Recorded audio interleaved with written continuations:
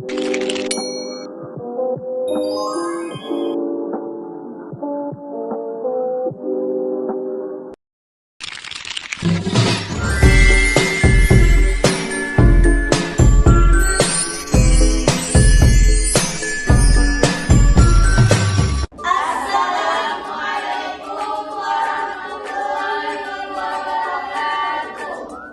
dari kelompok 1 yang beranggotakan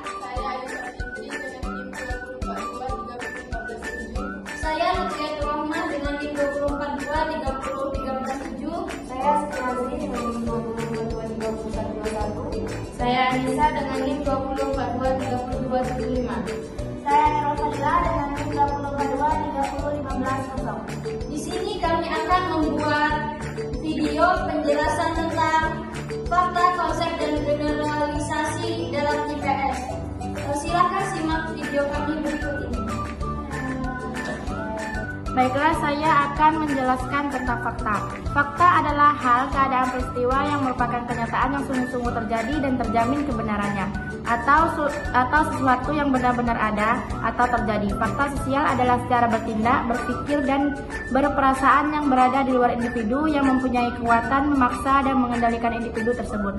Contoh, di sekolah seorang murid diwajibkan untuk datang tepat waktu, menggunakan seragam, dan bersikap hormat kepada guru. Kewajiban-kewajiban tersebut dituangkan ke dalam sebuah aturan dan memiliki sanksi tertentu jika dilanggar. Fakta dapat menyebabkan lahirnya teori baru. Bahkan fakta dapat mendorong untuk mempertajam rumusan teori yang sudah ada. Mengemukakan bahwa fakta merupakan pernyataan positif dan rumusannya sederhana. Fakta merupakan salah satu materi yang dikaji dalam IPS. Dengan fakta-fakta yang ada kita dapat menyimpulkan sesuatu atau beberapa peristiwa yang pernah terjadi. Fakta merupakan titik awal untuk membentuk suatu konsep. Dari beberapa konsep yang saling berkaitan, kita dapat membentuk suatu generalisasi. Fakta, konsep, dan generalisasi merupakan bahan kejadian dalam ilmu pengetahuan sosial yang harus dipahami siswa. Beberapa contoh fakta seperti di bawah ini. Yang pertama, Gunung Galunggung meletus tahun 1982. B. Pada tahun 1997, banyak hutan di Sumatera dan Kalimantan terbakar. C. Jakarta adalah ibu kota Indonesia. D. Jawa Barat mempunyai penduduk lebih banyak daripada Irian Jaya. E. Proklamasi kemerdekaan Indonesia adalah pada tanggal 17 Agustus 1945. F. Penduduk Indonesia berkonsentrasi di Pulau Jawa, Bali, dan Madura.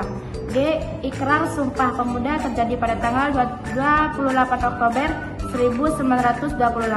H. Bandung adalah ibu kota Provinsi Jawa Barat. I. Orde Reformasi dimulai tahun 1998.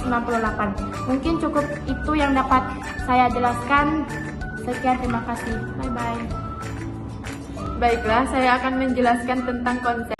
Pengertian konsep. Konsep adalah gambaran mental dari objek, proses, atau apapun yang ada di luar bahasa, yang digunakan oleh akal budi untuk memahami hal-hal lain.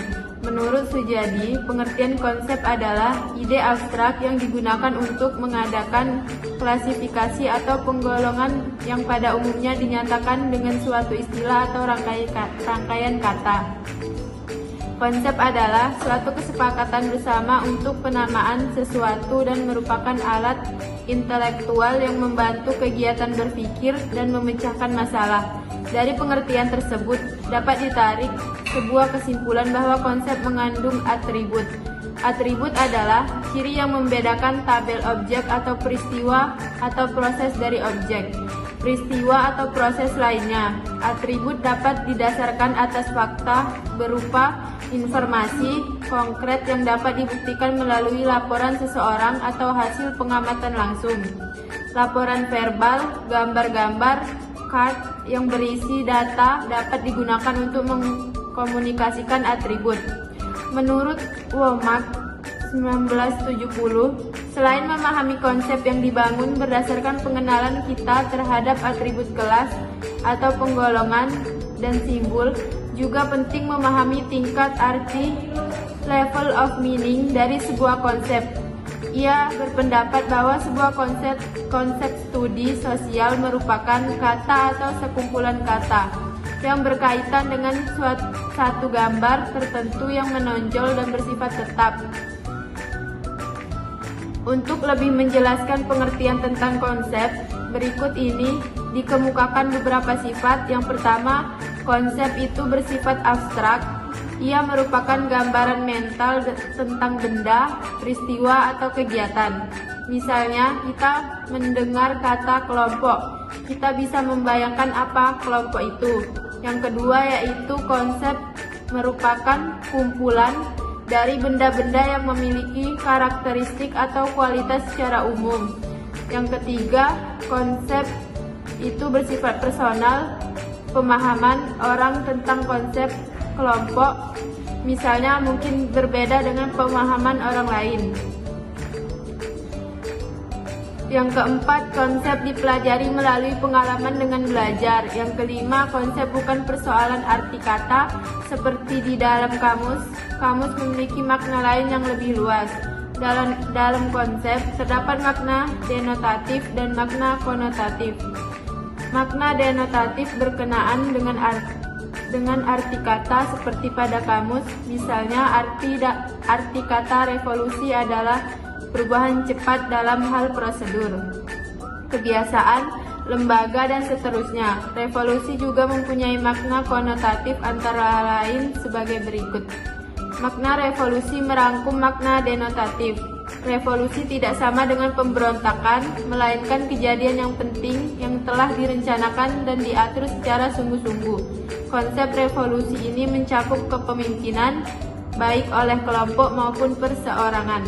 Revolusi juga berarti menentang segala sesuatu, apakah itu orang atau prosedur, kebiasaan, lembaga, dan seterusnya. Revolusi juga mempunyai makna konotatif antara lain sebagai berikut. Makna revolusi merangkum makna denotatif. Revolusi tidak sama dengan pemberontakan, melainkan kejadian yang penting yang telah direncanakan dan diatur secara sungguh-sungguh. Konsep revolusi ini mencakup kepemimpinan, baik oleh kelompok maupun perseorangan. Revolusi juga berarti menentang segala sesuatu, apakah itu orang atau lembaga. Lebih jauh, bukan hanya menentang tetapi juga melawan dengan kekuatan. Dalam perkembangan lebih lanjut, para siswa akan memiliki pemahaman yang benar tentang arti konsep dalam revolusi kemerdekaan Indonesia, negara berkembang, pertumbuhan ekonomi republik, kabinet, dan seterusnya. Jika mereka tidak memperoleh arti yang benar tentang makna yang terkandung di dalam konsep-konsep tersebut, mereka akan memberi arti secara menggelikan. Pengajaran konsep di sekolah sesungguhnya dalam rangka memahami makna konotatif. Karena itu, pengajaran konsep harus yang pertama diberikan dalam sesuatu konteks, bukan diterangkan tanpa ada kaitan dengan sesuatu. Seperti kita menjelaskan arti dari suatu istilah atau kata. Yang kedua, siswa harus diberi kesempatan untuk sampai kepada pengertiannya sendiri tentang sesuatu konsep. Tentunya dengan bimbingan guru. Misalnya, guru menyuruh mereka mendeskripsikan sendiri.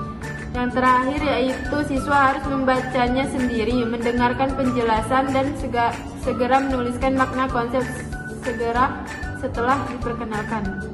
Cukup sekian yang dapat saya jelaskan. Terima kasih. Baik, selanjutnya di sini saya akan menjelaskan tentang kegunaan konsep. Konsep merupakan sesuatu yang penting untuk dipelajari karena akan membantu dalam beberapa hal seperti diungkapkannya oleh De Kekol dalam Husain Ahmad 1982 yang berisi menghadapi lingkungan yang kompleks dan luas serta mengurangi kesulitan dalam menguasai fakta-fakta yang selalu bertambah, mengidentifikasikan dan mengindra macam-macam objek yang ada di sekeliling kita. Apabila seseorang mengidentifikasikan sesuatu benda tersebut dimasukkan dalam kelas tertentu, mengurangi perlunya belajar mengulang-ulang hal baru yang sebenarnya merupakan atribut dan nilai atribut yang sama dengan konsep yang sudah diketahui. Dengan kata lain, hal yang baru itu sudah termasuk dalam konsep tertentu. Mengurangi perlunya belajar mengulang-ulang hal baru yang sebenarnya merupakan atribut dan nilai atribut yang sama dengan konsep yang sudah diketahui. Dengan kata lain, hal yang baru itu sudah termasuk dalam konsep tertentu, membantu memecahkan masalah dengan menempatkan masalah dalam klasifikasi yang benar. Dengan demikian, kita memperoleh pemecahan bagaimana memproses masalah yang ada di hadapan kita. Memungkinkan kita memberikan pengajaran yang lebih kompleks dan menerangkan secara lebih jelas, menggambarkan kenyataan dan dunia dengan melalui konsep seorang diharapkan bisa berpikir atau melihat sesuatu yang berhubungan, menciptakan, dan melaksanakan segala sesuatu. Namun, dengan demikian kita harus lebih berhati-hati terhadap konsep stereotipe, yaitu konsep yang didasarkan atas pengalaman yang keliru. Mungkin cukup sekian yang bisa dapat saya sampaikan. Terima kasih.